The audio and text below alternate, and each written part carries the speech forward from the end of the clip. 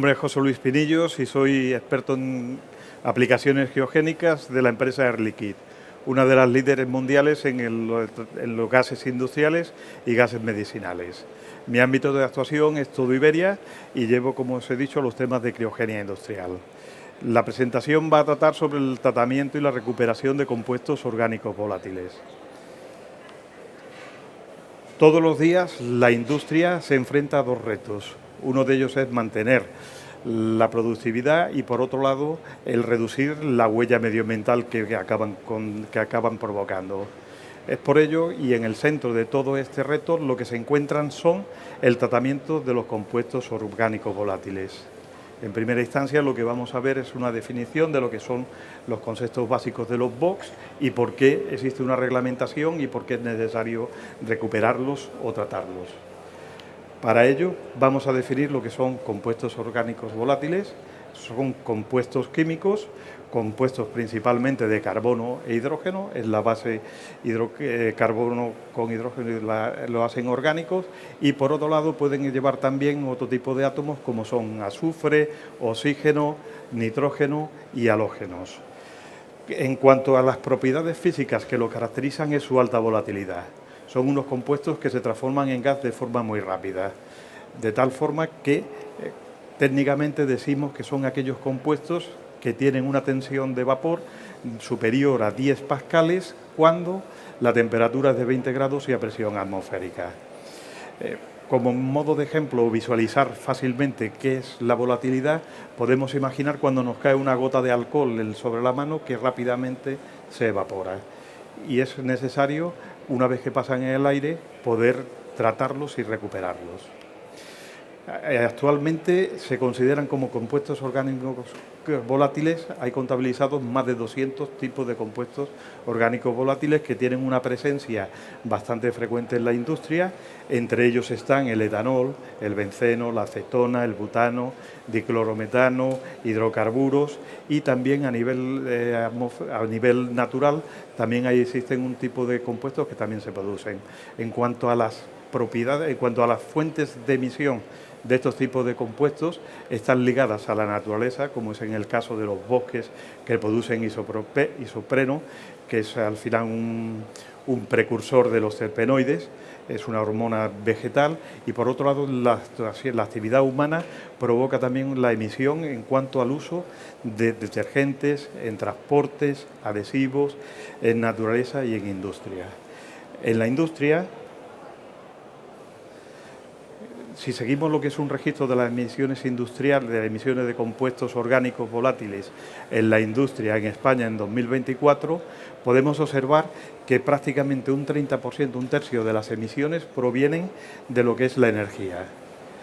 Como segunda fuente de emisión está la industria. Y dentro de la industria, el 50% aproximadamente corresponde a la producción de productos farmacéuticos y el 50% restante a lo que es la industria de orgánica, de compuestos orgánicos. ¿Por qué es importante el tener en cuenta este tipo de compuestos? Pues bueno, pues es muy importante por los daños o por el efecto que tiene tanto medioambiental como para las repercusiones que tienen respecto a la salud. En cuanto al medioambientalmente, son muy importantes porque los compuestos orgánicos volátiles reaccionan con los óxidos de nitrógeno que provienen de lo que es el tráfico o de calderas o de otras instalaciones de combustión, reaccionan provocando o generando un ozono troposférico catalizado por la acción de la radiación solar. Este ozono troposférico produce lo que es el smog fotoquímico, que es una niebla marrón amarillenta que cubre las ciudades y es especialmente importante cuando se producen procesos de inversión térmica que hacen que este gas, esta atmósfera más fría, quede en contacto con lo que es las personas y provocan lo que son daños. Estos daños sobre la salud pueden ser de dos tipos. Daños a corto plazo, que son cuando estamos sometidos a una fuente de ozono troposférico de los mismos compuestos orgánicos volátiles en un periodo relativamente corto. Tenemos lo que son irritaciones de los órganos, nariz, ojo, garganta y pulmones. nos pueden producir en determinados momentos náuseas o trastornos de la memoria a corto plazo. De estos están asociados, por ejemplo, cuando respiramos directamente un disolvente, podemos tener esas náuseas, esos mareos que nos provocan. También puede haber efectos neurológicos como mareos, dolor de cabeza, que están ligados a algunos tipos de compuestos orgánicos volátiles, como el benceno, el tolueno y los disolventes, y también pueden provocar a corto plazo reacciones alérgicas de la piel. Pero es mucho más importante el efecto que tienen a largo plazo. A largo plazo, estos compuestos actúan sobre riñones e hígado. En este caso lo que dan es una malfunción de la función renal y hepática, y hay otro tipo de daños y están provocados, por ejemplo, por el tetracloruro de carbono. Efectos a largo plazo también están sobre el sistema nervioso central, provocando un deterioro cognitivo y problemas motores. También influyen sobre lo que es el sistema respiratorio, principalmente en niños y en personas que son vulnerables. Y no podemos olvidar para nada lo que son los compuestos que son sospechosos de producir reacciones de efectos carcinogénicos y mutaciones del ADN, como son el benceno, el formaldehído y el cloruro de vinilo, que pueden provocar lo que es la mutación del ADN y también crecimiento tumoral. Todo este tipo de efectos que provocan tanto sobre la salud, sobre el medio ambiente, nos lleva a tener lo que es una reglamentación que intente controlar todo lo que es este deterioro para el medio ambiente y la salud.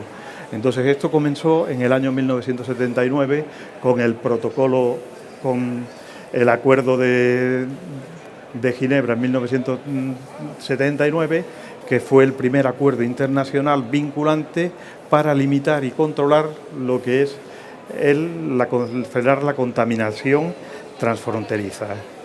Continuó en 1999 con el protocolo de Gotemburgo, donde se fijaron unos marcos nacionales para cada país que tenían que cumplirse en el año 2010, y en España lo que impulsó la creación de los primeros registros de inventarios de emisiones. Tenemos también la directiva, la IPPC de 1996, donde nace el concepto de mejores técnicas disponibles, que son unas técnicas que las empresas deben de adoptar para adecuar su producción o su tratamiento de efluentes a lo que es la normativa. Posteriormente se creó una nueva directiva en el año 2010, que es la Directiva de Emisiones Industriales, que unificó una serie de normativas pequeñas y hace vinculantes lo que son los BREF, que es las mejores técnicas, la referencia de las mejores técnicas disponibles, pero en inglés. Y en el año 2024 hubo una nueva revisión de la directiva de 2010, dando lugar a lo que era la directiva, la DEI 2.0. Es una DEI revisada, donde incluye además nuevos sectores como eran la minería y las macrogranjas, que no estaban incluidas, y se fija como reto el conseguir una reducción extra del 40% de la emisión hacia 2050.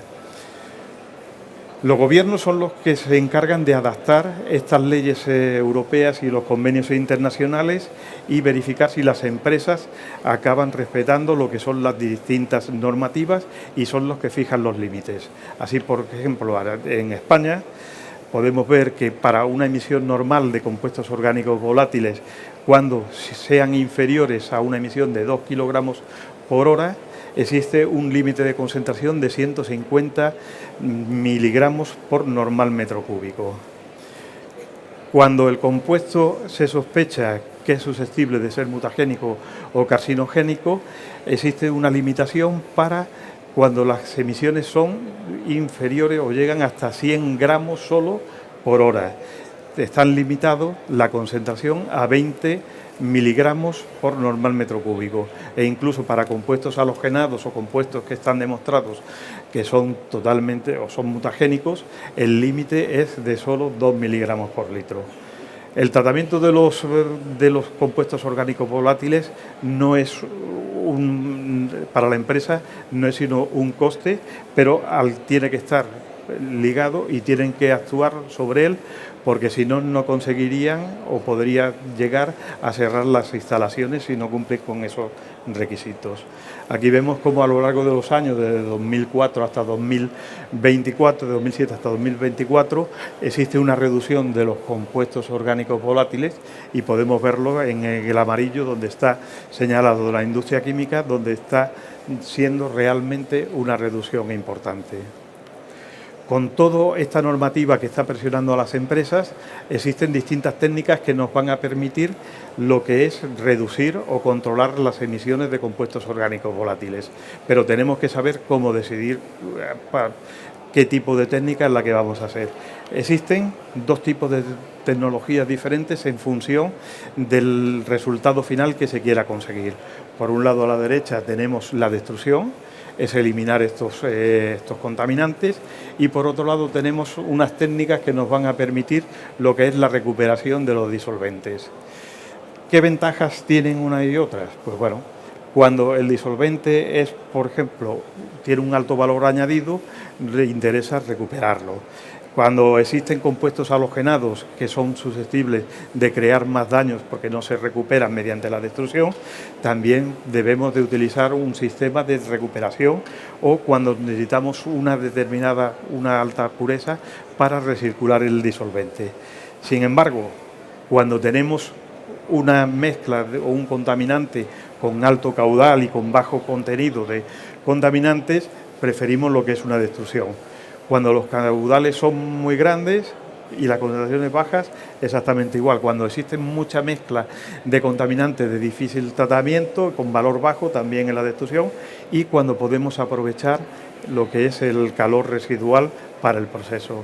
Aquí vemos que en destrucción tenemos oxidación térmica, consiste en combustionar o tratar los fluentes a unas temperaturas entre 800 y 1100 grados, para transformar los compuestos orgánicos volátiles principalmente en CO2, agua y energía térmica, o procesos más naturales como biofiltración, donde utilizamos capas de microorganismos sobre los cuales hacemos pasar el efluente con los contaminantes y somos capaces de reducir. Pero está limitada para concentraciones muy bajas de contaminantes, ya que los microorganismos pueden morir. Y en cuanto a la recuperación, tenemos lo que nosotros nos dedicamos, la criocondensación, que es la recuperación por condensación de los contaminantes al bajar su temperatura y licuarlos. Existe también la absorción con carbón activo, membranas, o absorción con B, que consiste en absorber los contaminantes sobre un solvente adecuado. Existe una primera aproximación para saber qué tipo de técnica es la que podemos utilizar, que es este diagrama donde tenemos en el eje de ordenadas, tenemos el caudal, y en el eje de abscisas tenemos lo que es la concentración.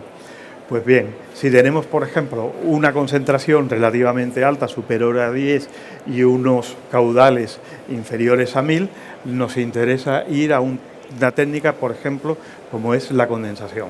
Si tenemos caudales muy altos, superiores a 10.000, con concentraciones relativamente altas o medias, vamos a la oxidación térmica de destrucción. Air Liquide se dedica a trabajar en criogenia, el uso de nitrógeno líquido, y la técnica que proponemos es la criocondensación. ¿En qué consiste la criocondensación? Nosotros tenemos los contaminantes en fase gaseosa a una determinada temperatura, por ejemplo a 20 grados centígrados, donde está gas. Y lo que vamos a hacer es poner en contacto este contaminante, estos efluentes, con una fuente de frío muy importante, de tal forma que rebajemos la temperatura. Lo primero que conseguimos es, aquí vemos, tenemos la concentración en ordenadas, la temperatura en abscisas, y vemos lo que es el diagrama de fases con la línea de saturación líquido-gas. Lo primero que hacemos es bajar la temperatura. La concentración se mantiene constante hasta que llegamos a la línea de saturación. A partir de ese punto, cualquier bajada de temperatura lo que va a hacer es llevar consigo es una condensación del contaminante. Este contaminante se forman gotitas que se van recuperando, y continuamos bajando la temperatura, disminuyendo la presión de vapor y disminuyendo la concentración en la fase gaseosa, y por lo tanto hasta el momento en que esté por debajo de los límites y podamos verterlo o podamos emitirlo sin ningún tipo de problema. Sí tenemos que tener en cuenta el tema del punto triple, donde a partir de ese momento ya no se va a condensar, sino que se va a producir hielo. Como son sistemas de intercambio de calor a través de tubos, tenemos un riesgo de que se puedan bloquear. Aquí vemos distintas curvas de la presión de vapor, de la concentración en función de la temperatura, con el punto triple, y si nos fijamos, por ejemplo, en un límite de 20 miligramos por metro cúbico, vemos que tenemos compuestos que para retirarlos del efluente gaseoso tenemos que llegar a bajar hasta menos 160, como en el caso del R12, o en el caso del etanol a temperaturas de menos 70 grados centígrados. ¿Qué sistemas de condensación criogénica existen? Existen lo que es, primero, un tratamiento con nitrógeno directo sobre el efluente, pulverizamos el nitrógeno líquido, enfriamos toda la masa, pero puede haber allí lo que es una condensación y también una producción de partículas sólidas. En este caso, esas partículas sólidas decantan con las gotas y el nitrógeno es arrastrado con todo el total efluente y no se puede recuperar. La siguiente forma de hacerlo es por contacto indirecto entre el nitrógeno líquido y el efluente. En este caso, lo que hay es un intercambiador de carcasa y tubos, donde el nitrógeno líquido circula por el interior, el efluente entre la carcasa y los tubos, y cuando entran en contacto hay una condensación sobre los tubos. Este contaminante cae al fondo del intercambiador de calor y es recogido. Y existe otro sistema donde lo que llevan es un intercambio indirecto, utilizamos otro fluido caloportador, donde acabamos controlando la temperatura mucho mejor que en el caso anterior. Tenemos una temperatura más homogénea y evitamos en parte lo que es la cristalización sobre las carcasas de los tubos. Aquí vemos un ejemplo esquemático de lo que es un intercambiador de carcasa y tubos. En la parte baja entra el efluente gaseoso y el nitrógeno líquido entra a través de los tubos. Al entrar en contacto con los tubos, aquí está muy frío, el gas se hace pasar a través de unos deflectores para darle mayor tiempo de contacto. Lo que conseguimos es que vaya condensando y se recoge por la parte inferior. Y el nitrógeno líquido que no ha entrado en contacto con el contaminante es posible reutilizarlo para cualquier aplicación de blanketing o purga o de inertizado en el propio cliente. Pero no es solo un intercambiador, nosotros estamos trabajando en cuanto a eficacia y modificamos el sistema para poder llevarlo con nuevas cosas y hacerlo modular. Primero, podemos utilizar lo que es un preconcentrador para eliminar primeramente los compuestos menos volátiles. De esa forma, utilizamos frío mecánico, que es algo más barato, para eliminarlo. Eliminamos agua, por ejemplo, y el resto de tratamiento que necesitan unas temperaturas más bajas, ya las hacemos en el criocondensador. Cuando se producen productos sólidos debemos de trabajar con dos criocondensadores. Uno está reteniendo lo que son reteniendo los contaminantes, mientras el otro está calentándose de tal forma que los sólidos se licuan y los podemos recuperar. Tenemos también otro sistema que es con un economizador, de tal forma que los gases que se obtienen, que salen muy fríos, porque lo hemos enfriado con el nitrógeno líquido, se hacen pasar en contracorriente con la entrada de gases en la entrada y aprovechamos energéticamente lo que es el proceso. Podemos utilizarlo también mezclado con otras técnicas, en este caso es con técnicas de absorción, en post o en pretratamiento. En pretratamiento lo que se hace es que se hace pasar unas corrientes muy grandes de efluentes con contaminantes, los absorbemos sobre el carbón activo y posteriormente hacemos una desadsorción de estos efluentes con un caudal pequeño y ya los tratamos mediante criogenia, de tal forma que obtenemos los disolventes totalmente puros. O podemos hacer primero una eliminación de disolventes y cuando ya están con una concentración muy pequeña terminamos de afinar en una absorción que va directamente a la calle. Las limitaciones operativas son, pues bueno, caudales inferiores a 2000, concentraciones altas y siempre para utilizarlo con temperaturas inferiores a menos 30.